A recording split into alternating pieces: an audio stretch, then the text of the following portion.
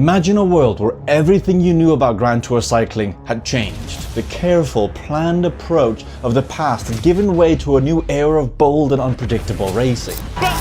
First ever yellow jersey for the Frenchman.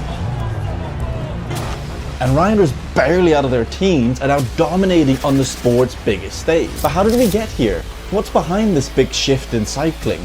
And who will be the next challengers to the current kings of the peloton? Let's start by looking back. For years, the Grand Tours of cycling, the Vuelta a España, the Giro d'Italia, and the Tour de France followed a familiar pattern. Strong teams like US Postal Service and Team Sky used a strategy of controlled aggression. Leaders like Lance Armstrong and Chris Froome relied heavily on their teammates to set a hard pace, wearing down their rivals before attacking in the final kilometers of mountain stages. Remember the Sky Train? That relentless line of support riders grinding the peloton into submission. Regardless of if it was Chris Froome, Bradley Wiggins, or Egan Bernal, they rode the same way. It was the perfect example of this careful approach, but something has changed dramatically. In fairness to Froome, towards the latter stages of his career, he did initiate a change due to the public perception of his boring stem-watching riding style. In particular, his daring downhill top two riding style attack set a change in motion. Now we're seeing a completely different style of racing. Young stars like Tadej Pogacar and Jonas Vingegaard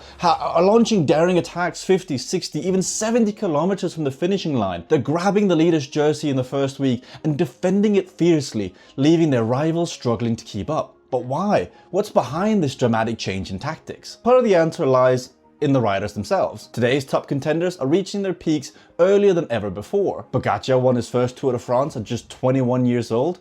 Compare that to the old guard, riders like Bradley Wiggins and Chris Froome, who didn't hit their stride until the late 20s and early 30s. These young phenoms are pushing the limits of what's physically possible. The power numbers of what we're seeing today are unprecedented. Jonas Vingegaard, speaking after his performance on the Plateau de Bille in 2024 Tour de France, confirmed this. I've never seen numbers like this before. Not in training, not in races. It's a completely different level than we've seen in recent years.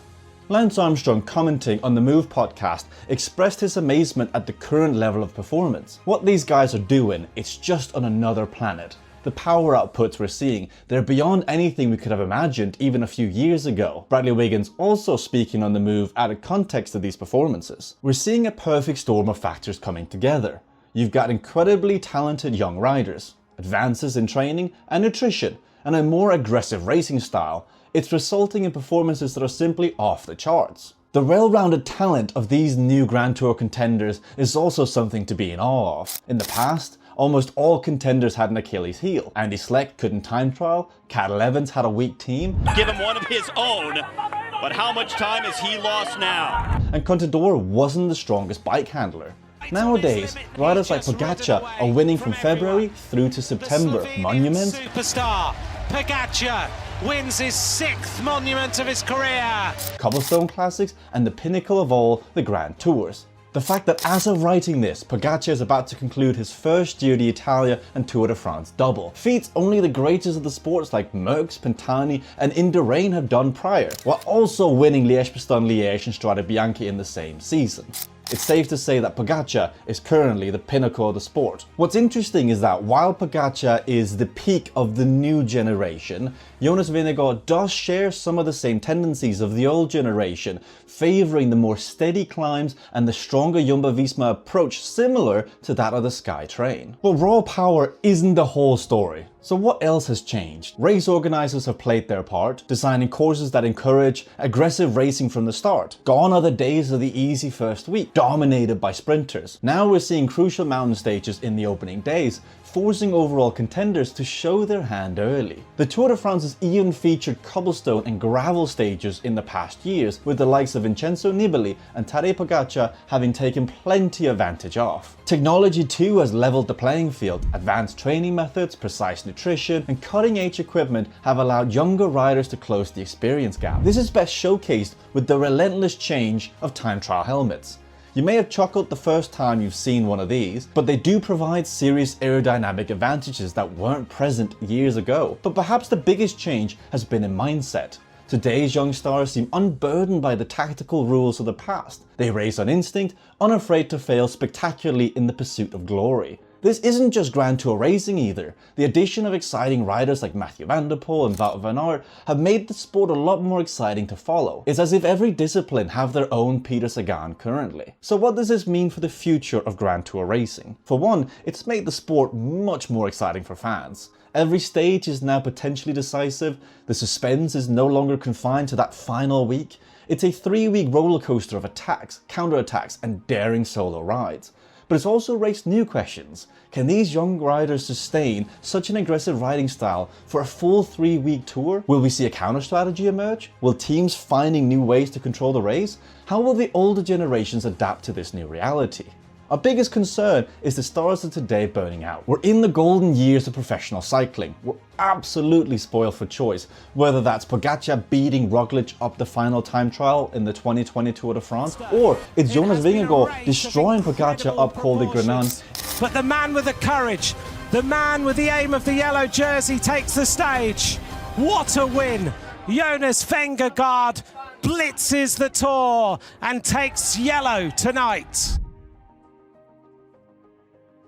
It's so exciting to be a fan of the sport currently. As we look to the future, one burning question remains. Who will be the next to challenge the dominance of Vingegaard and Pogačar? Several young talents are emerging potential contenders. There's Juan Ayuso, the 21-year-old Spaniard climbing sensation who's already finished third in the 2022 Volta a España. There's Remco Evenepoel, the Belgian wonder who seems to excel in every discipline, who's already won a Vuelta and is hungry for more. Carlos Rodriguez, the versatile Ineos Grenadiers rider, has shown flashes of brilliance in both Grand Tours and one-day classics. The young man, 22 years of age, from Andalusia. He's made the Alps look like the Alpujarras. He has the biggest moment of his career ahead. He's going to go off and take the stage maybe, but here comes Pogačar behind. It's glory to Rodriguez. As cycling journalist William Fotheringham notes, what we're seeing now is a return to a style of racing that's more reminiscent of the pre-EPO era.